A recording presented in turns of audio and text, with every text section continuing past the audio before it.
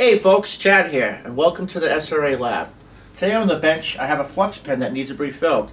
If you've never done it before, it can be a little tricky, so let's get to it.